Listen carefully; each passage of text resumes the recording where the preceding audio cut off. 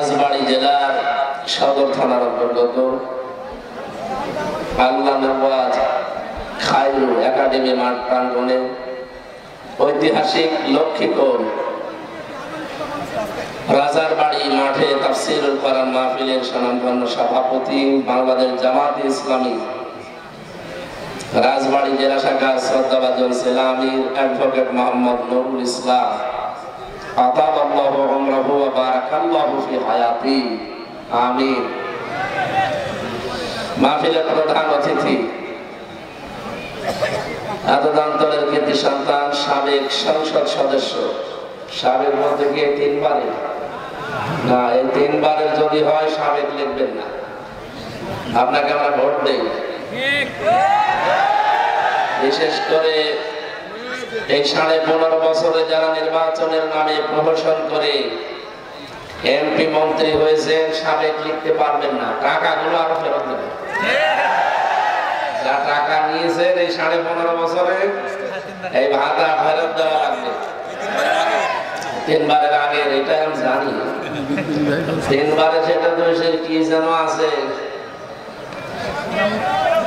এখানে ছিল, সেই মেরামত না কেরামত আমি। সুতরাং ওনারা যেন সাবেক লিখতে না পারে, যদি লেখেন সর্বোচ্চ লিখবেন সাবেক চোর, যা ছিল তাই লিখবেন না, বেশি ডিগ্রি দিয়ে বলবেন যে সাবেক ডাকাত। আসলে তো তারা চোর ডাকাতি ছিল। দিনের ভোট যারা রাতে করে এরা কি বলে? জনগণের ম্যান্ডেট না নিয়ে যারা 154 জন ডিক্লেয়ার দেয় এরা ডাকাত না? আমরা ডাকাতকে আমি আসছিলাম যেখান থেকে ডাকাতের কবলে পড়েছিলাম, তো ধরতে পারিনি। কালকে ওই যে নাটক থেকে পাবনার এই মাঝে একটা জায়গায় গাছ ফেলা ছিল, আর 10-15 মিনিট হলে হয়তো আমাদের কেউ ধরে ফেলতো, আল্লাহ বাঁচিয়ে দিয়েছে আলহামদুলিল্লাহ। তো ওদের সাথে ডাকাত গুলো আরো ভয়ঙ্কর ডাকাত।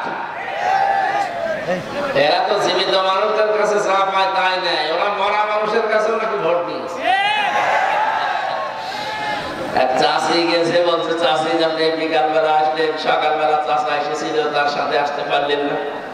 বলছে বাবা যে আজ প্রায় 8 বছর আগে তোমার চাষা মরে গেছে, ও সকালবেলা আসলো কি করে? এই ছিল দেশের নির্বাচন। সুতরাং ওনাদের নামের আগে যেন এমপি মন্ত্রী কেউ না লেখে। প্রধান অতিথি আজকের অঞ্চলের কৃতি সন্তান রাজনীতিবিদ, বাংলাদেশ জাতীয়তাবাদী দল বিএনপির কেন্দ্রীয় কমিটির স্থায়ী সদস্য জনাব আলী নওয়াজ মাহমুদ খয়ম ভাই, আতালাল্লাহু উমরাহু ওয়া বারাকাল্লাহু ফি হায়াতি, সকলে বলেন আমিন। হযরত ওমরকে আল্লাহ যেভাবে আলো দিয়েছিলেন কোরআনের, তার পুরো অন্তরটা আল্লাহ কোরআনের নূরে মনোজ্জ্বল করে দেন। এতক্ষণ যিনি এখানে কথা বললেন আমার শ্রদ্ধাভাজন বড় ভাই, ইসলামী চিন্তাবিদ, শিক্ষাবিদ জনাব মাওলানা মহিউদ্দিন, সভাপতি তালিমুল কোরআন ফাউন্ডেশন চুয়াডাঙ্গা জেলা। আলোচনা রেখেছেন সাবেক ভাইস চেয়ারম্যান রাজবাড়ী সদর উপজেলা পরিষদ, এটা সাবেক কি ওই সাবেক মাওলানা সৈয়দ আহমেদ ও আমার মুরব্বী, আতালাল্লাহু উমরাহু ওয়া বারাকাল্লাহু ফি হায়াতি। বিশেষ করে এই 3 বারে যারা, তাদের আমি মানি না, ওদের নাম কোনো জায়গায় পাচ্ছি না, যদি পাই এমন অপমান করব জীবনে এমপি মন্ত্রী হওয়া স্বাদ মিটে যাবে। মঞ্চে বসে আছেন সম্মানিত ব্যক্তিবর্গ, দূর দূরান্ত থেকে যারা এসেছেন, তারা কিন্তু আপনাদের এই গ্রামের এখন মেহমান। আমি সহ যারা বাইরের আছি সব আমরা মেহমান না? নবীজি বলেন যারা আল্লাহ এবং পরকালে বিশ্বাস করে তারা যেন মেহমানের সম্মান করে। যদিও প্রশাসনের ভাইরা দায়িত্ব নিয়েছে, চেষ্টা চালাচ্ছে, কেউ কথা বলবে না ভাই, দিনের বেলা এমনি ক্যান্সার হয় আর আমার শরীরও ভালো না, জালেমরা 3টা বছরে আমার ফাঁসির কন্ডেম ছেড়ে শেষ করে ফেলেছে। আমি আমার বাড়িতে থাকার কথা, আপনারা জোর করে করে নিয়ে আসেন তাই আশা রাখছি। আজকের মাহফিলটা তো আমি সত্যি জানতাম না, কয়েকদিন আগে আমার শালা আমার জোর করে বসে যাওয়া লাগবে। যেহেতু শ্রদ্ধাভাজন বড় ভাই মাওলানা মহিউদ্দিন সাহেব, এই জন্য ওনার কথা মতো আমি এসেছি। আমি আপনাদেরকে কাউকে চিনিও না, কারো মাধ্যমে দাওয়াতও নিইনি। আজকে মাহফিল আমার ফরিদপুর শহরে, যেন ওখানে বের হওয়ার কথা, তারপরও চলে যখন এসেছি আল্লাহ যেন শরীরটা সুস্থ করে দেয়। সকালে ডবল বড়ি খেয়েছি, চলে যেন ভালো হতে পারে। আমি যখন অসুস্থ হই আমাকে শেফা দান করেন কে? সেই বিশ্বাস নিয়ে আপনাদের দোয়া চাচ্ছি। আল্লাহ যেন, ঔষধের তো ক্ষমতা নেই, আল্লাহর হুকুম ছাড়া সারা দুনিয়ার ঔষধ খেলেও আমার এই অসুখ ভালো হবে না। চেষ্টা চালাচ্ছি।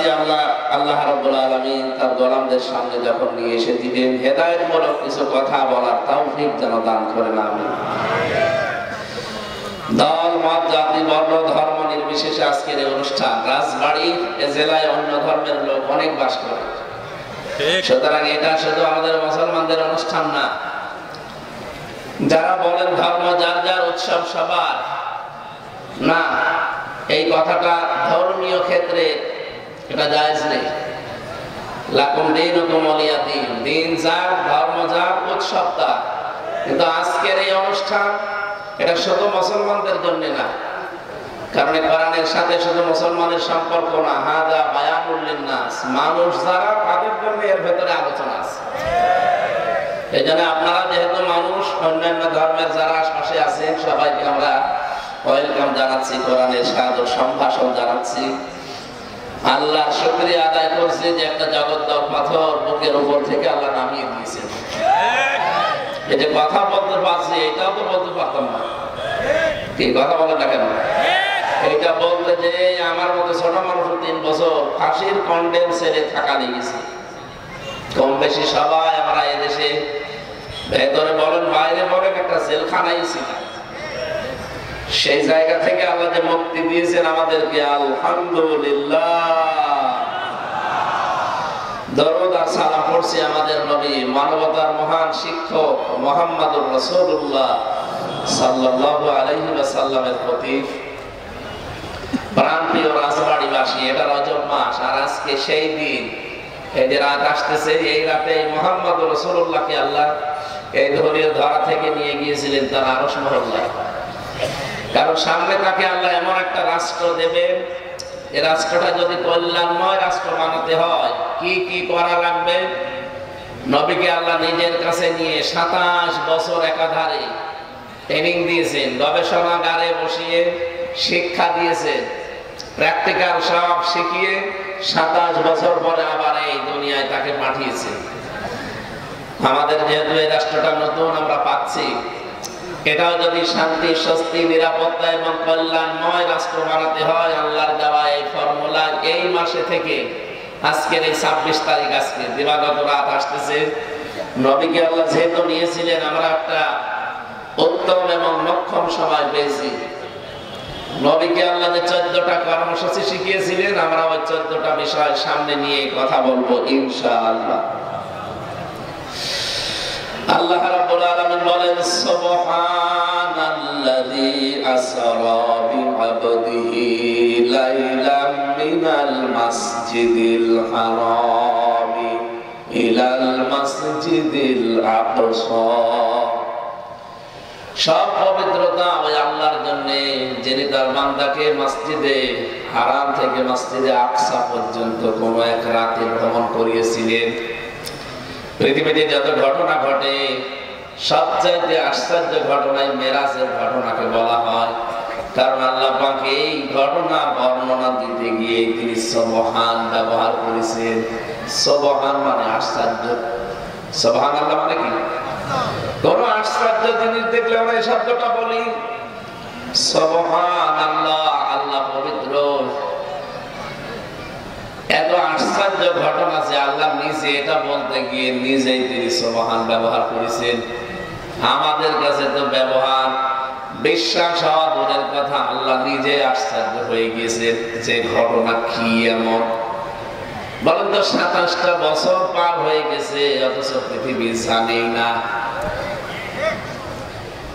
বাইরের দেশের কোন মেহমান যদি এদেশে আসে, বিমানবন্দরে নামার পরে রাষ্ট্রীয় যে অতিথি ভবন আছে এ পর্যন্ত যাওয়ার জন্য যে রাস্তা, আপনি দেখবেন বাইরের কোনো মেহমান আসলেই প্রশাসন সব অ্যালার্ট হয়ে যায়। সরকারের পক্ষ থেকে রাস্তাটা নিরাপদ করা হয়, যে যেখানে চলাফেরা করে রাষ্ট্রের তরফ থেকে বলা হয় ওখানে থেমে যান। আগে মেহমান পৌঁছাবে তার অতিথি ভবনে, পরে আবার আপনাদের কাজ কারবার চালু করবেন। তাম পৃথিবীর শ্রেষ্ঠ মেহমান যেহেতু আমার আল্লাহর নবী মুহাম্মদুর রাসূলুল্লাহ, তাকে আল্লাহ এই ধরনের ধরা থেকে নিয়ে গেছেন। যখনই আরম্ভ হয়েছে সফরটা, ওখান থেকে শুরু করে যেখানে যাবেন কাজকর্ম শেষ করে আবার যেখান থেকে নিয়েছেন এখানে নামিয়ে যাবেন। এ বিশাল সফরটা যতদিন লাগে যে যেখানে আছে সব স্টপ হয়ে গেছে। এই জন্য আমরা 27 বছর টের পাইনি, কিন্তু এটা তাফসিরে পেয়েছি। 27টা বছর একেবারে কি করলেন তাকে নিয়ে। বিশ্বনবীকে সর্বপ্রথম আল্লাহ লিনুরিয়াহু মিন আয়াতিনা, আল্লাহ পাক বলেন যেন আমি তাকে আমার নিদর্শনগুলো দেখাতে পারি। যতগুলো নিদর্শন দেখিয়েছিলাম তার অন্যতম নিদর্শন হচ্ছে মিজানের পাল্লা। এইদিকে তাকান, আমি গতানুগতিক কথা বলি না, যা বলি ওখান থেকে গুরুত্বপূর্ণ একটা শিক্ষা বের করি। যতগুলো বিষয় দেখালেন 27 বছর ধরে ধরে সবচাইতে গুরুত্বপূর্ণ যেটা তার নাম মিজানের পাল্লা। নাম কি? এটা এতদিন কোনদিন শুনেছে? শোনেননি? মিজানের পাল্লা নাম শোনেননি? আমরা বাংলায় যেটা বলি দাড়ি পাল্লা, না, মিজান মানে কিন্তু দাড়ি পাল্লা না। মিজান মানে মানদণ্ড। মিজান মানে কি? আপনি হাইকোর্টের সামনে যে দেখবেন একটা দাড়ি পাল্লা টাঙানো আছে, দুই দিকেই পাল্লাটা একেবারে সমান, নাকি একদিকে একটু ঝোঁকানো আছে? দুই দিকে সমান দিয়ে এই দেশের 18 কোটি মানুষকে সরকার বোঝাতে চায় যে অন্তত সারা দেশে যদি ন্যায় বিচার নাও পাবে, হাইকোর্টে আসলে ন্যায় বিচার পাবা। এটা একটা মানদণ্ড টাঙিয়ে রেখেছে। যদি আমরা 1 বছর পাইনি, খালি দাঁড়িপাল্লা টাঙানোই ছিল, কিন্তু অন্তত 15.5 বছর ন্যায় বিচারের দন্তন্য ছিল না। বলেন তো, ন্যায় বিচার থাকলে আমার মতো একটা মানুষ 3 বছর কি করেছিলাম, ফাঁসির কন্ডেম সেটে থাকে তারা যারা মার্ডার মামলার আসামি, কারে মার্ডার করেছি। আমার যে মামলা দিয়েছিল ও শয়তান বিশ্বাস করে না।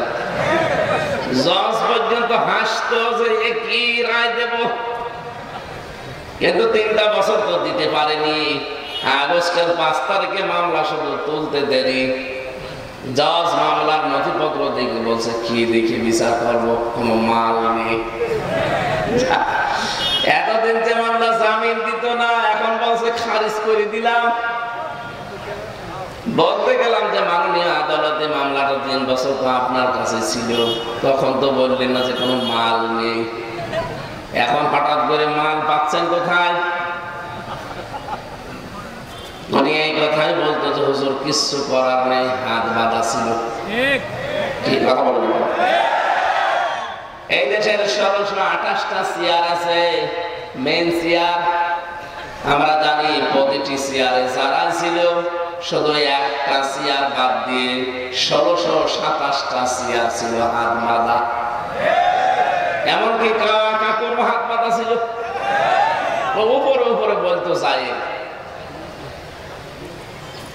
একটা হাত শুধু খোলা ছিল। উনি যা বলতো তাই, ওইটাই রায়, ওইটাই বিচার। সেটা ন্যায় বিচার হোক আর অবিচার হোক। রব্বুল আলামিন এমন অপমান করে দুনিয়া থেকে, বিশেষ করে আমাদের কাছ থেকে তাড়িয়ে দিয়েছে। আমার মনে হয় পৃথিবীর ইতিহাসে এত অপমান আর কাউকে করেনি। এটা ময়লার বস্তা। 257টা রাষ্ট্র কেউ নিতে রাজি হয়নি। স্বামী স্ত্রী পাতিয়েছিল, এটা আমরা বন্ধ পাতাই না, স্বামী স্ত্রী পাতিয়েছিল ওই জায়গায় যে আশ্রয় দিয়েছে। কিন্তু দুঃখজনক হলেও সত্য, এখন গলা কাটা হয়ে দাঁড়িয়েছে দাদা বাবু।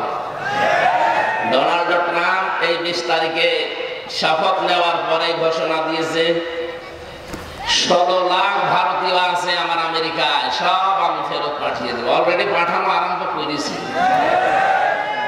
দাদার ক্ষতি খুলে যাবে, রাখতে পারবে না। এখন গলা কাটা হয়ে দাঁড়িয়েছে, না পারছে ফেলতে, না পারছে গিলতে। কারণ এই জিনিস যা গিলাও যায় না, ফেলাও যায় না। যারা একে রেখে গেছে, এই যে মেজর ডালিম এখন বলতেছে না যে 2 বোনকে রেখে গিয়েছিলাম বাংলার জনগণ যেন পরবর্তীতে আমাদের গালি না দেয়। এরা যে কত মানে নিকৃষ্ট মানুষেরা, এদের মন যে কত ছোট। একটা বিধবা মেয়ে লোককে বাড়ি থেকে এক কাপড়ে বের করে দিয়েছে। শহীদ জিয়াউর রহমান তার স্ত্রীকে এক কাপড়ে বের করে দিল না। আমি মাঝে মাঝে এই শব্দটা নিয়ে একটু চিন্তা করি। বঙ্গবন্ধুকেও মানুষ মেরে ফেলেছে, জিয়াউর রহমানকেও মানুষ মেরে ফেলেছে, কথা বলছে না। কিন্তু একজনের নাম শুনলে সারা পৃথিবীতে মানুষ বলে যে শহীদ জিয়া। ওনার নামে আজ পর্যন্ত আমি শহীদ শেখ মুজিব শুনিনি, আর মনে হয় সম্ভব না। কোনদিন শুনেছেন যে শহীদ শেখ মুজিব?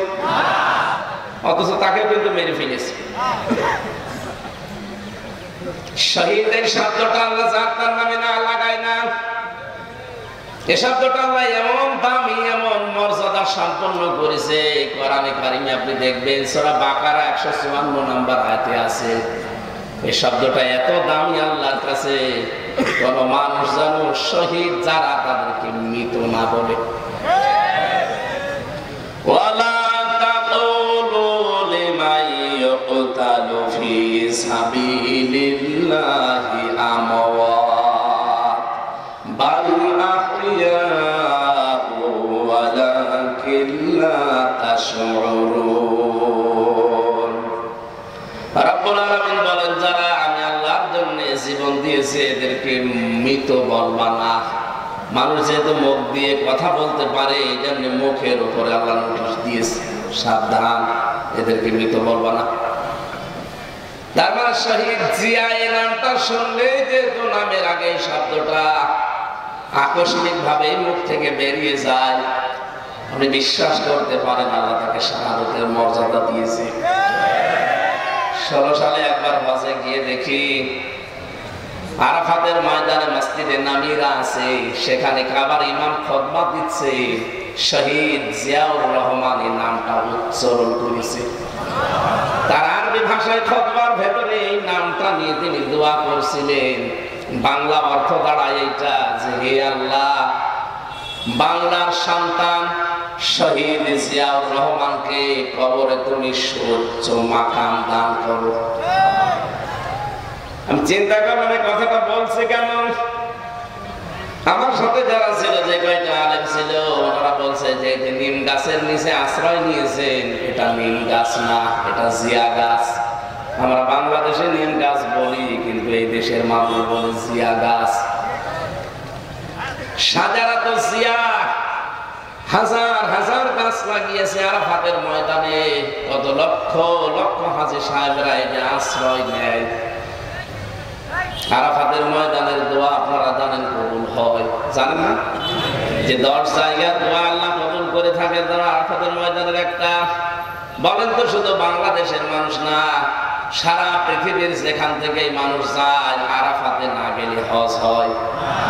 ওখানে অন্তত আমার মতো মানুষ আর একটু আশ্রয় পায় নিম গাছের নিচে, এই জিয়া গাছের নিচে দাঁড়িয়ে অন্তত মন থেকে দোয়া চলে আসে, আল্লাহ যে লোকটা এরকম ছায়া দিল, তুমি তাকে একটু ছায়া দিও। এই জন্য এই শব্দটা আমার মনে হয় মানুষের মুখ দিয়ে বের হয়। নাম বলার আগে মানুষ বলে শহীদ জিয়া। কি বলে? আল্লাহ যেন তাকে শহীদ হিসাবে কবুল করে। আর যার নাম শুনলে শহীদ শব্দ কেউ বলে না, আসেও না, আমি এখন তার জন্য দোয়া করবো কি? জোর করে 15.5 বছর অনেকে দোয়া করে নিয়েছিল, কিন্তু এমন দোয়া করেছে এক হুজুর বলছে, আল্লাহ বঙ্গবন্ধুকে তুমি জাহান্নামের সর্বনিম্ন স্তরে এমনি দোয়া বের হয়। জাহান্নামের কাজ অবশ্যই করেছে, না তার দোয়া বের হবে কেন? মুখের পরে মানুষ যেহেতু কথা বলতে পারে না, কথার পরে যারা বলতে পারে না, অন্তরে যেহেতু একটা ধারণা করতে পারে, এই জন্য আল্লাহ অন্তরের উপরে নোটিশ দিয়েছেন। এটা সূরা আলে ইমরানের 169 নম্বর আয়াতে আছে, ওয়ালা তাহসাবান্নাল্লাযীনা কুতিলু ফী সাবিলিল্লাহি আমওয়াতা বাল আহয়াউন ইনদা রাব্বিহিম ইরযাকুন। রব্বুল আলামিন বলেন, যারা শহীদ হয় তাদেরকে মরা বলবা না, মৃত বলবা না, তারা জিন্দা। জীবিত থাকলে, জেগে থাকলে যেহেতু খাওয়া লাগে, এজন্য আমি আল্লাহ নিতে তাদেরকে রিজিক দেই। আজ খয়ম সাহেব যদি এখন মারা যান, যদি ঈমান নিয়ে মরতে পারেন, কবরে যাবে, ফেরেশতা এসে বলবে নাওম কানাওম, ঘুমিয়ে পড়েন। কতদিন ঘুমাবেন? যেই দিন ইসরাফিল ফৎকার দেবে ওই দিন পর্যন্ত, এর আগে পরে আর কিছু নেই। তা যদি ঈমান নিয়ে মরতে পারে, খালি ঘুমিয়ে পড়বে, একবারে ফৎকার দিলে উঠে দেখবে কিয়ামত কায়েম হয়ে গেছে। কিন্তু শহীদ হলে সে ঘুমাবে না। আল্লাহ বলেন, ওর কাছে আমি রিজিক পৌঁছাবো। বলেন তো, ঘুমিয়ে থাকলে খাওয়া লাগে? বলেন বলেন। জেগে থাকলে? আর খাবার খেলে যেহেতু রক্ত গোশত তৈরি হয়, তাহলে শহীদ যারা হয় ওরা শুধু জীবিত না, ওদের রক্ত গোশত তৈরি হচ্ছে। এর প্রমাণ দিয়েছেন হযরতে আমির হামজা রাদিয়াল্লাহু তাআলা আনহু। তিনি যে উহুদের ময়দানে শহীদ হয়েছিলেন, তাকে 70 থেকে 72 টুকরা করেছিল কাফেররা। তার ইন্তেকালের প্রায় 30 বছর পরে একবার মদিনায় ঢল হওয়ার কারণে তার কবরটা ভেঙে যায়। ওই সময় যারা ছোটবেলায় যুদ্ধ করেছিল তার সাথে এখন তারা মুরব্বী হয়ে গেছে। রক্ত অনুসন্ধান করতে গিয়ে দেখে 30 বছর আগে মুহাম্মদুর রাসূলুল্লাহর আপন চাচা হযরতে হামজা কাফেররা যেই জায়গায় তাকে তরবারি দিয়ে আঘাত করেছিল তীর দিয়ে, ওই কাঁচা জায়গাগুলো এখনো ফিনকি দিয়ে রক্ত বের হচ্ছে। রাজবাড়িবাসী উনি যদি খাবার না খাবে, 30 বছর পরে রক্ত আসতে করতে কথা বলে না কেন? আমরা খাবার খাই, খাবারের দ্বারা 5টা জিনিস তৈরি হয়। যে কোনো খাবার খেলে প্রথমে খাবারের নির্যাস থেকে তৈরি হয় পিত্ত রস, যেটা দিয়ে খাবার হজম হয়। 2 নম্বরে তৈরি হয় এটা দিয়ে রক্ত। 3 নম্বরে তৈরি হয় এটা দিয়ে বীর্য। 4 নম্বরে এটা দিয়ে তৈরি হয় মল। 5 নম্বরে তৈরি হয় পানি, প্রসাব। উনি যদি খাবার না খাবে, 30 বছর পরে ওনার শরীরে রক্ত আসলো থেকে। তার মানে যে কথাটা বলতে চাচ্ছিলাম, আল্লাহ রাব্বুল আলামিন শহীদ এই শব্দটা এত দামি, এত মর্যাদা সম্পন্ন করেছেন, আর যারে তারে শাহাদাতের মর্যাদা আল্লাহ দেন না। ওয়ালিয়া'লামাল্লাহু আল্লাযীনা আমানু ওয়া ইয়াত্তাখিযা মিনকুম শুহাদা। সূরা আলে ইমরানের 140 নম্বর আয়াতের মাঝের অংশে আছে, আল্লাহ পাক বলেন, যার জীবন যৌবন আমার কাছে ভালো লাগে, যার অ্যাক্টিভিটিস, যার মানবতার কল্যাণমূলক কাজগুলো আমি আল্লাহর জন্য ভালো লাগে, তখন তাকে সাধারণভাবে মরণ দেই না, ওকে মরণ দিলে আমি আল্লাহ শাহাদাতের মরণ দিয়ে ধন্য করি। এই জন্য আমাদের উচিত হচ্ছে নবীদের মতো, সাহাবীদের মতো সারাটা জীবনে দোয়া করা, আল্লাহুম্মা ইন্নী আসআলুকা শাহাদাতান ফি সাবিলিক। হযরত ওমর বলেন, সারাটা জীবন দোয়া করতাম, আল্লাহ তুমি যদি মরণ দাও, বিছানায় পড়ে এমনিতেই মরণ দিও না, সাধারণ ভাবে তুমি আমার শাহাদাতের মরণ দিও। এজন্য শহীদ যারা হয় ওরা কিন্তু অনেক দামি, ওরা এমনি এমনি শাহাদাতের মরণ পায় না। ওদের জীবন যৌবন, ওদের মানবতার কাজগুলো আমার আল্লাহর কাছে ভালো লাগে, তখন আল্লাহ ওদের শাহাদাতের মরণ দিয়ে ধন্য করে। বলেন সুবহানাল্লাহ। আল্লাহ আমাদের মরণটাও যেন শাহাদাত হিসাবে কবুল করেন। কিডনি পচে যাওয়া, বিছানায় তড়পায় তড়পায় মরার চাইতে শাহাদাতের মরণ যদি নসিব হয়, মনে হবে যে পিপিলিকায় কামড় দিয়েছে। যে কথা থেকে পর্যন্ত এসেছিলাম, মিজান, ন্যায় বিচার, এই শব্দটা শুধু আজ আমাদেরকে ফাঁকি দিয়েছে, ধোঁকা দিয়ে বোকা বানিয়ে রেখেছে। বাংলার মুসলমানের রেকর্ড হচ্ছে, বিশ্বাস করেন যতই মুখে বলি উড়ান না কেন, আমান হাকামা বিহি আদালা, এই কোরআন যতদিন বাংলাদেশে কায়েম না হবে ততদিন আপনি ন্যায় বিচারের দন্তন্য পাবেন না। এটাই ধরে কায়েম করার চেষ্টা চালান। ন্যায় বিচার কাকে বলে, কত প্রকার, কি কি আপনি দেখতে পাবেন। হ্যাঁ, এটা যদি আপনার কাছে রাজনীতি মনে হয়, হ্যাঁ এটাই রাজনীতি, কথা বলছে না কেন? এটা যদি আপনার কাছে ধর্ম ব্যবসা মনে হয়, এইটাই ধর্ম ব্যবসা। কারণ এতদিন আমরা 54 বছর দেখেছি ন্যায় বিচারের নাম শুনে ন্যায় বিচার পাইনি। সুতরাং এইটা এখন দেখতে বাকি আছে। সত্যি যদি এটা কায়েম হয়ে যায় দেশে, আল্লাহর কসম আপনি ন্যায় বিচার দেখতে পাবেন। আর আমার বড় আশা, এটা আমরা দেখতে পাবো ইনশাআল্লাহ। কারণ কি, কথা বলছেন, আগস্টের 5 তারিখের আগের ইন্টারন্যাশনাল জরিপ গুলো দেখবেন। আমি যা বলছি সব পড়ি এবং দেখে বলছি। যতগুলো জরিপ এই দেশে আগস্টের 5 তারিখের আগে আমরা দেখেছিলাম, আমেরিকা, ভয়েস অফ আমেরিকা, এটা খ্রিস্টানরা চালায়। মাইক্রোসফট, এটাও খ্রিস্টানরা চালায়। আমেরিকার গোয়েন্দা বিভাগ যারা, এরা আমরা একটাও খালাতো ভাই না, চাচাতো ভাই না, মামাতো ভাই না, কথা বলে না কেন? সব আমাদের শত্রু। তারপরেও রিপোর্ট দিত, এই দেশের মাত্র 100 জনের 15 জন কোরআনে কারিমে এই দেশে কায়েম হোক এটা চাইতো। মাত্র 100 জনের 15 জন। কিন্তু জানুয়ারিতে রিপোর্ট বেরানো আরম্ভ হয়েছে, দেখেছেন মাত্র 4.5 মাস 5 মাসের ব্যবধানে এই দেশে এখন 100 জনের 8 দেশে কোরআনের বিধান কায়েম।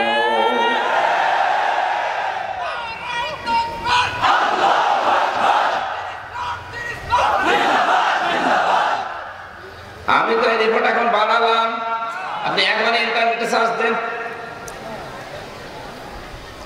100 জনের 58 জন যদি এই 5.5 মাসে, আমার মনে হয় কিছুদিন যেতে দেন, এদেশের 100 জনের 100 জন মানুষ বলতে বাধ্য হবে আমরা কোরআনের বিচার চাই। মিজানকে আল্লাহ পাক দেখালেন মানদণ্ড। বাংলাদেশে একটা ভ্রান্ত ধারণায় অনেকে আমরা আছি, আপনি আমার সাথে একমত হবেন কিনা আমি জানি না, আমি চিন্তা ভাবনা করে বলছি। এখানে খয়ম ভাই সহ সবাই আমরা জানি মিজান মানে দাড়ি পাল্লা, আর কিয়ামতের দিন আল্লাহ দাড়ি পাল্লা আনবে, একদিকে নেকি আর একদিকে বদি তুলে দেবে। এটা জানেন না? এবার আমার প্রশ্ন, জবাব দেবেন ভাই আপনি। কিয়ামতের দিন আল্লাহ মিজানের পাল্লায় মাপ দেবেন কি? আমল।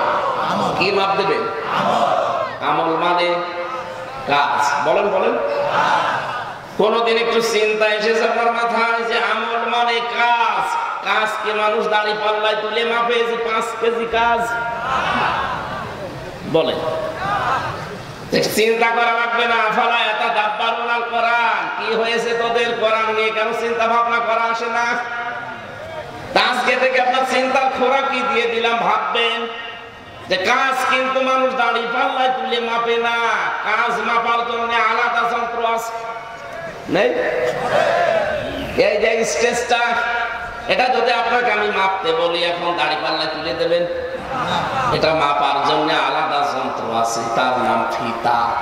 কি ফিতা বা গজ দেন, আমি মেপে দেবো যে কত বাই কত ফিট আছে। এটা আপনাকে যদি এই যে পানির বোতল দিয়ে বলা হয় যে ভাই এটা মেপে দেন, এটা ফিতা দিয়ে মাপবেন? কি দিয়ে? সিসি দিয়ে, লিটার দিয়ে এটা মাপা লাগে। আপনাকে যদি এতগুলো এই যে লবণ আছে, এই লবণটা যদি বলা হয় ভাই মেপে দেন, ফিতা দিয়ে মাপবেন, এটার জন্য কেজি লাগবে, পাথর লাগবে, কথা বলে রাখেন। পৃথিবীর যত জিনিস আছে প্রতিটি জিনিস পরিমাপ করার যন্ত্র আছে না নেই? নামও আলাদা আলাদা। তাহলে দুনিয়াতে কাজ আল্লাহ মাপবে, কাজ আমল বলা হয় আরবিতে।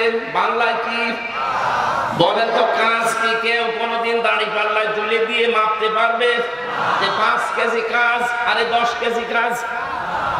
কাজ মাপতে হলে কি লাগে?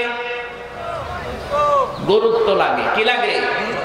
গুরুত্বের ভিত্তিতে একটা কাজ পরিমাপ করা লাগে যে কাজটা কতটুকু গুরুত্বপূর্ণ আর গুরুত্বহীন।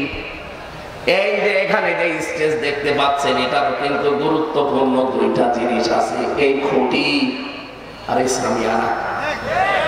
খুঁটি আর সামিয়ানা না থাকলে কেউ এটা স্টেজ বলবে? কিন্তু গুরুত্বহীন অনেক জিনিস এখানে পড়ে আছে।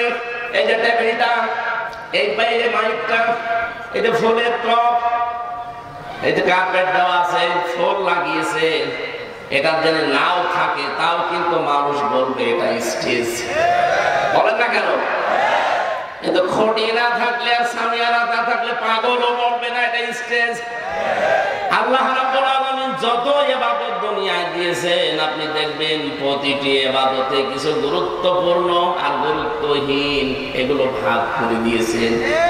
যেমন নামাজের ফরজ কয়টা? 13টা। কয়টা? এই 13টা ফরজের যদি 12টা আদায় করেন, একটা আদায় করেননি, আপনার সওয়াব হবে কয়টা? একটাও না। এখন যদি বলেন না আমি 12টা আদায় করলাম মাত্র একটা করি না, অন্তত 12টা সওয়াব আমারে দেন, হবে? এটা যেমন সহজে বুঝলেন।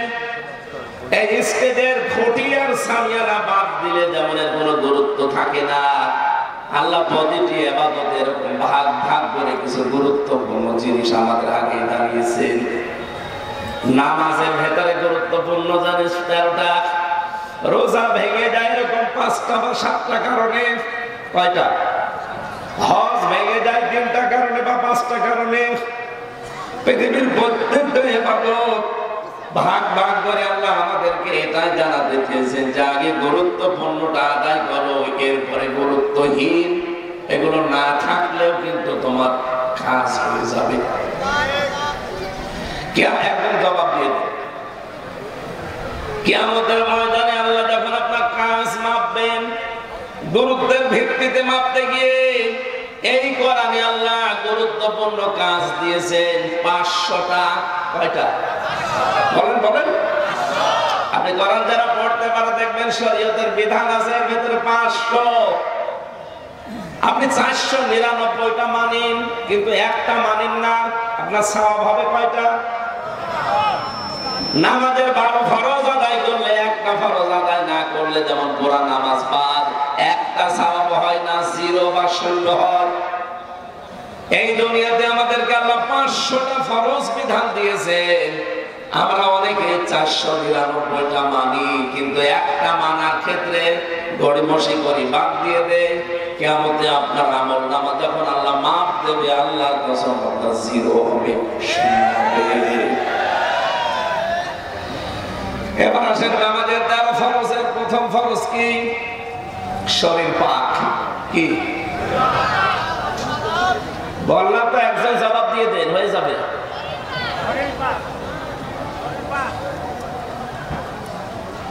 আজান দিচ্ছে সময় ঠিক আছে তো?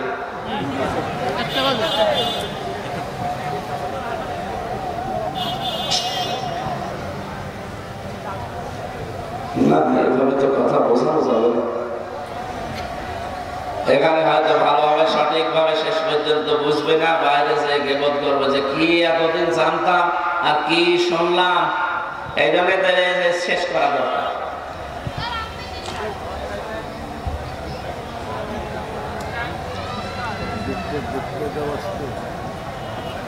নামাজ তো 1:30, 40 মিনিট হয়েও গেল, কথা তো শেষ করতে এখন 15-20 মিনিট দরকার। এখানে নামাজ পড়বেন আপনারা?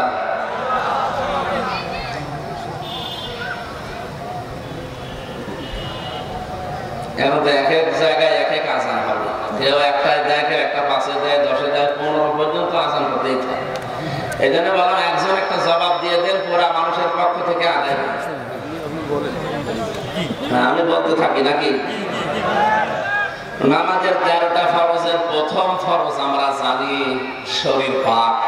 এই শরীর মানে 3.5 হাত বডি শুধু না। আপনি যদি এই শরীর পবিত্র করার জন্য গোসল করেন, ওযু করেন, পাক হয়ে গেল। বিশ্ব নবী যেটা এটা দিয়ে ইঙ্গিত দিয়েছেন, তাম দুনিয়া যত মুসলমান আমরা আছি সব কিন্তু একটা শরীরের মতো। আসতে বলেন, নবীজি বলেন তাম দুনিয়া যত উম্মত আমার সব একটা শরীরের মতো। যদি পৃথিবীর কোন প্রান্তে একটা মুসলমান কষ্ট পায়, বাংলাদেশে আপনাকে লাগবে। কারণ শরীরের কোন জায়গায় ব্যথা হলে পুরো শরীর যেমন অস্থির হয়ে পড়ে, তাম পৃথিবীর কোন জায়গায় যদি মুসলমান আনন্দ পায়, আপনাকে আনন্দিত হওয়া লাগবে। যদি ক্ষতি হয় কারো, আপনারও দুঃখ পাওয়া লাগবে। সেই সিস্টেম আমাদের ভেতরে আছে নেই? আমার নিজের আপন ভাই মরে যাচ্ছে, আলাদা দল করে, এজন্য জানাজা পর্যন্ত অনেকে যায় না। এই সিস্টেম কিন্তু 15.5 বছর ওরা বানিয়ে ফেলেছিল। সবচেয়ে ভয়ঙ্কর কাজ এটা। আমার নিজের আপন ভাই মরে গেছে, খালি আলাদা দল করতো, এজন্য মরে গেছে ওর জানাজা পর্যন্ত যেতে দেয় না। আমার বংশ কুষ্টিয়ায়, আমার বাড়ি। আস্তাগফিরুল্লাহ, নাউজুবিল্লাহ, থক্কু বলে বলেছি, বলতাম না। 14 বংশ আমার সব আল্লাহর মুরিদ, সব আওয়ামী লীগ করে। এখন হাওয়া পাল্টানোর পর সব পরিবর্তন হয়ে গেছে। যেদিনে আমার চাচা ছিল, উনি চেয়ারম্যান, দাদা ছিল আগে, এখন চাচা ছিল। এই লোকটা হানিফ সাহেব আছে না, হানিফ সাহেব ওনার ডান হাত ওই এলাকায়। আমার এমন মাহফিল করে আসলাম, জেল থেকে বের হওয়ার পরে অনুষ্ঠান করে বাড়িতে গেলাম। আমার বলছে আসেন একটু খাবার খান।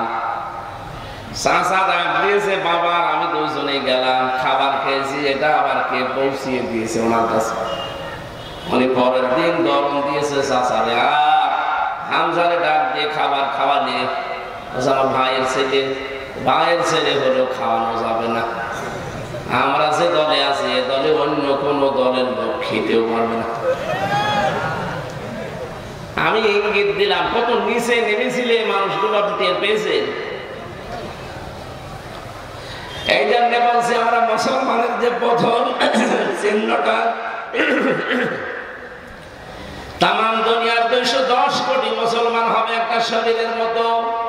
এইটা আমাদের নবীজি শিখিয়েছেন। কিন্তু সেই শিক্ষা থেকে বহু দূরে 15.5 বছরে এই ডাইনি মহিলা আমাদেরকে নিয়ে চলে গেছে। শুধু দল করলে সব মাপ, দলের বাইরে গেলে সব দোষ তার। এই জন্য আমরা বলতে চাচ্ছি, নামাজের প্রথম ফরজ যেহেতু শরীর পাক, এই শরীর আপনার 3.5 হাত বডি, এই শরীর আপনার পরিবার, এই শরীর আপনার সমাজ, এই শরীর আপনার রাষ্ট্র, এই শরীর আপনার পৃথিবী। এখন যদি আমি রাজবাড়ির এই জায়গা থেকে এখানে জামে মসজিদ কোথায় আছে আমি জানি না, ওখানে মনে করেন যাচ্ছি নামাজ পড়তে। রাস্তার ভেতরে যাওয়ার সময় দেখি একজন বেপরদা মহিলা, বুকে কোনো ওড়না নেই, দাঁড়িয়ে আছে, মাথায় কোনো কাপড় নেই, শাবনূরের মতো দাঁড়িয়ে আছে।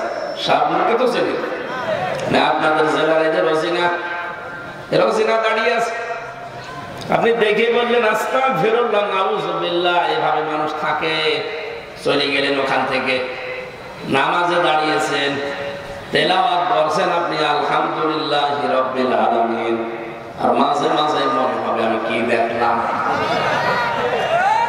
বেশি বলছি, এটা মনে হবে না? এখন কি আপনি রোজিনাকে মেরে ফেলবেন? রোজিনা একটা মসজিদ বানিয়েছে, মেরে ফেলবেন? কি করবেন? তাকে পবিত্র করা লাগবে। একে পবিত্র করার জন্য গোসল দিলে, ওযু দিলে হবে। কি দেওয়া লাগবে? পর্দা। বলেন বলেন। আর এই পর্দা দিতে পারে রোজিনার স্বামী, রোজিনার বাবা অথবা রাষ্ট্র। আমি বললে হবে? তাহলে আমাদের পরিবার, সমাজ, রাষ্ট্র পবিত্রকরণের জন্য পর্দা দরকার। এই রোজিনা, এই শাবনূরের বাস্তবতা এটা। এটা ওয়াজের দ্বারা, নসিহতের দ্বারা হয় না, এটা হয় খুব কম। এটার জন্য আইন লাগে। বলেন 2 জন মহিলা পরপর আমরা পাঠিয়ে দিয়েছি তারা যদি আইনটা পাশ করে ফেলতেন যে বেপরদা কোনো মহিলা রাস্তাঘাটে যেন পাওয়া না যায়, জীবনও এ দেশে আলেমদের পর্দার ওয়াজ করা লাগতো না। নামাজ আমাদের শিক্ষা দিয়ে গেল যে মেন জিনিস কিন্তু এইগুলো, শরীর পাক, কাপড় পাক, নামাজের জায়গা পাক, কেবলামুখী হওয়া, এগুলো পড়েননি জীবনে? আল্লাহ নামাজ দিয়ে আমাদেরকে এইটাই জানাতে চেয়েছেন, গুরুত্বপূর্ণ কাজগুলো আগে করো। গুরুত্বহীন কাজও আছে, যেমন নামাজের ভেতরে 14টা ওয়াজিব, কেউ যদি একটা ছেড়ে দেয় নামাজ হবে না তা না, হবে, কিন্তু সশীলতা দেওয়া লাগবে জরিমানা হিসাবে। কথা বলে না কেন? সুন্নাত আছে 12টা, আপনি যদি আদায় করেন তো ভালো, আদায় না করলেও আপনার নামাজ হবে। নামাজ ভাঙার কারণ আছে 19টা, যদি আপনি ইচ্ছা করে কোনোটা ছেড়ে দেন আপনার নামাজ নষ্ট হয়ে যাবে। মুস্তাহাব আছে, মুবাহ আছে, নামাজের অনেক নিয়ম নীতি আছে, কিন্তু আসল বিষয় হচ্ছে গুরুত্বপূর্ণ ফরজ। কি ফরজ নামাজ বাদ দিয়ে আপনি যতই সুন্নত, নফল, মুস্তাহাব যত কিছু পড়েন, সারা দুনিয়ার সব নফল এক জায়গায় করলে 1 রাকাত ফরজ নামাজের সমান। এর ভেতরে 500টা লাইন দিলেন, একটা বারের জন্য আপনার চিন্তা আসে না যে একটা আইনও আমার 96% মুসলমানের দেশে চলে না? গুরুত্বপূর্ণ হিসাবে তো 500 আইন আগে দরকার। বলেন, এইটা তো কায়েম করবে ফেরেশতারা। আমরা তো এই কথাগুলো আপনাকে বোঝাতে চাই যে স্টেজের যেমন খুঁটি দরকার, সামিয়ানা দরকার নাই, তো স্টেজে থাকবে না। আপনার জীবনে 500 ইবাদত আগে দরকার। আপনি 499টা জানেন, আমি মানি, কিন্তু একটাকে মানি না আর অস্বীকার করি। যেমন কোরআন দিয়ে রাজনীতি করা লাগবে, এটা অনেকে মানে না আর বিরোধিতা করে। কোরআন দিয়ে যে রাজনীতি করা লাগবে এটা আছে কোরআনে 918 জায়গায়। কত? আর অনেকে বলে যে আমি খুঁজেই পাই না। আপনি পাবেন কি করে? আপনি কোরআন পড়তে পারেন? 918 জায়গায় আল্লাহ ডাইরেক্ট ইনডাইরেক্ট মিলে আয়াতগুলো দিয়েছেন আমাদের জন্য। রাজনীতি এটা কিন্তু দুনিয়ার কাজ না, এটা একটা ইবাদত। এই ইবাদত থেকে আমরা অনেকেই গাফেল। এই জন্যই তো 15.5 বছরে সালেমরা 180 মাইল বেগে চালিয়েছে। কোরআনে কারিমে আল্লাহ জানিয়েছেন, ইন্নী জাইলুন ফিল আরদি খলিফা, অবশ্যই আমি জমিনে খলিফা পাঠাবো। আল্লাহ বলেন না ইন্নী জাইলুন ফিল মাসাজিদি খলিফা, ফিল মাদারিসি খলিফা, ফিল খানকা খলিফা। এই রাজবাড়িতে অনেক খানকা আছে, দরবার আছে, আর পাশের জেলায় তো আল্লাহর ওলি আছে। কি নেই? এই দেশে বহু খলিফা আমরা দেখি, খানকার খলিফা, এমনকি কাপড় চোপড় সেলাই করে সেও খলিফা, চুল কেটে দেয় সেও খলিফা। এক কথা বলছে না? আরে ভাই, খলিফা কি খানকায় থাকার কথা, দরবারে থাকার কথা? খলিফা থাকার কথা জমিনে। এমনি যা হইল ফিল ফিল, আল্লাহকে ফিল খানকা বলতে পারতেন না? যে খানকার খলিফা হলেই তো শেষ দায়িত্ব। আল্লাহ বলেন ফিল আরদি, জমিনে থাকা লাগবে খলিফাদের। আমরা যে আল্লাহর খলিফা এটা আমরা স্বীকার করি তো? বলেন বলেন, আমাদের থাকা লাগবে কোথায়? জমিনে। কোথায়? জমিনে। আজ আল্লাহর খলিফা গুলো নেই, এই জন্য জালেমরা এরকম ছাড় পেয়েছে। যদি আমরা জমিনে থাকতে পারতাম 180 মাইল বেগে চালাতে পারতো না। আমরা সব আছি খানকায়, মসজিদে, মাদ্রাসায়, দরবারে। জমিন ফাঁকা পেয়েছে, যা মনে লাগে তাই করবে। এখন থেকে আর করবে না। এখন আমরা থাকবো কোথায়? খানকার যারা খলিফা আছেন, দরবারের খলিফা আছেন, সব আসেন জমিনে। জমিনে যদি আমরা থাকতে পারি আর এই 500 বিধান যদি সত্যি কায়েম করতে পারি এই দেশে, এটা একটা মিনি জান্নাত হয়ে যাবে। কথা বলেন। আমি কি মিজান এটা দিয়ে যেটা বোঝাতে চাই আপনি বুঝেছেন? কিয়ামতের দিন আপনাকে দাড়ি পাল্লায় 5 কেজি 10 কেজি নেকি তুলে দিয়ে মাপবে না, আপনার ওজন হবে গুরুত্বের ভিত্তিতে। দুনিয়ায় গুরুত্বপূর্ণ কাজগুলো আপনি আগে করেছেন কিনা এইটা আগে দেখবে আল্লাহ। গুরুত্বপূর্ণ কাজই তো এটার বিধান দুনিয়ায় কায়েম করা। এটার ভেতরে আপনি নেই, আপনি শুধু আছেন খানকায় বসে বসে হো হো। আপনি ধরা খেয়ে যাবেন। আমি হু হু করতে নিষেধ করছি না, ওটা গুরুত্বপূর্ণ না, ওটা আরো পরে। এই যে চেয়ার না থাকলে যেমন স্টেজ থাকবে, অসুবিধা নেই, আপনি জিকির করবেন, হু হু করবেন, ওটা পরে, আগে এটা কায়েম করার জন্য চেষ্টা করেন। আল্লাহ এই সহজ কথাটা বুঝে ফেলার এবং আমল করার তৌফিক আমাকে দান করেন, বলেন আমিন। দ্বিতীয় নম্বরে বিশ্বনবীকে আল্লাহ দেখিয়েছিলেন, শুধু মিজান দেখাননি, তাকে আল্লাহ দেখিয়েছেন কি? তাকে আল্লাহ দেখিয়েছিলেন হাউজে কাউসার, যেটা আমরা পাওয়ার জন্য আশা ধরে বসে আছি যে কাউসারের পানি নবী আমাকে দেবে। কিন্তু আপনাকে নবীর উম্মত হওয়া লাগবে। বিশ্ব নবীকে আল্লাহ যখন কাউসার দেখাচ্ছিলেন, একটা সবুজ গম্বুজ, চারিদিকে পানি নালা হয়ে আসে, আর ওই গম্বুজের ভেতরে যখন পড়ে তখন গন গন করে শব্দ হয়। ফেরেশতাকে জিজ্ঞাসা করলেন যে এটা কি? জিবরাইল বলে, হে নবী, এই সেই কাউসার, কিয়ামতের দিন যে এক গ্লাস পান করতে পারবে জান্নাতে যাওয়ার আগে আর পিপাসা তার লাগবে না। নবীকে বলেন, এটা পাবে কারা? ফেরেশতা বলে, আপনি তাকান, চারিদিকে লেখা আছে কি? চারিদিকে ঘুরে দেখলেন বিসমিল্লাহির রহমানির রহিম, এই শব্দটা লেখা। ফেরেশতা বলে, হে নবী, দুনিয়াতে যারা সব কাজে বিসমিল্লাহর আমল করে, আল্লাহ কিয়ামতে তাদেরকে হাউজে কাউসারের পানি দান করবেন। নবীজি দুনিয়াতে এসে যে কোনো কাজ হাত দেওয়ার আগে বিসমিল্লাহ বলতেন, আর মাঝে মাঝে বলেন, রব্বুল আলামিন, আমি কিন্তু কোনো কাজের আগে বিসমিল্লাহ বাদ দেই না, তুমি আমাকে কাউসার থেকে বঞ্চিত করো না। শহীদ জিয়া অনেকে তাই বিসমিল্লাহির রহমানির রহিম সংবিধানে তিনি সর্বপ্রথম সংযোজন করেছেন। এই কথা বলো না কেন? এদেশের কাজ যেহেতু আমাদের 18 কোটি মানুষের সংবিধান থেকে আমরা করি, সুতরাং এই শব্দটা তিনি ওখানে সংযোজন করলে আল্লাহ যেন ওসিলায় তাকে মাফ করে দেয়। যত মানুষ আমরা এই 15 বছর দেখলাম, এরা বিসমিল্লাহ তুলে দেওয়ার জন্য চেষ্টা চালিয়েছে। আরে ভাই, হাউজে কাউসার পেতে হলে বিসমিল্লাহর আমল করা লাগবে, আর আপনি আরো বিসমিল্লাহ তুলে দিচ্ছেন, কাউসার পাবেন। নবীদের আয়াতে দেখে আল্লাহ পরবর্তীতে সূরা কাউসার তার নামে রিজার্ভ করে দিলেন, ইন্না আ'তাইনাকাল কাউসার। হে নবী, আপনার জন্য আমি হাউজে কাউসারটা পুরা রিজার্ভ করে দিলাম। ফাসাল্লি লিরাব্বিকা ওয়ানহার। দুনিয়া যারা নামাজ আদায় করবে আর ত্যাগ তিতিক্ষা কোরবানি করবে, এই মানুষগুলোকে আপনি এটা দিতে পারবেন। ইন্না শানিয়াকা হুয়াল আবতার। পৃথিবীতে যারা আপনার শত্রু, তাদেরকে আমি আল্লাহ নির্বংশ করে ছাড়বো, বলেন আমিন। এরকম একটা একটা করে 27টা জিনিস তাকে দেখালেন। আল্লাহ রাব্বুল আলামিন বলেন, 27টা জিনিস দেখানো শেষ হয়ে গেলে আমি 14টা জিনিস তাকে শিখালাম। 14টা জিনিস শিখিয়ে বললাম, যান রাষ্ট্র যদি কল্যাণময় করতে চান, এই রজব মাসে আজকে যেহেতু 26 তারিখ, এই রাতে তাকে নিয়েছিলেন। আমাদের উচিত যারা দায়িত্বে আছেন, আজকে রাত থেকে সূরা বানী ইসরাঈলের 23 থেকে 38 এই 16টা আয়াতের 14টা জিনিস দেওয়া আছে আল্লাহর পক্ষ থেকে।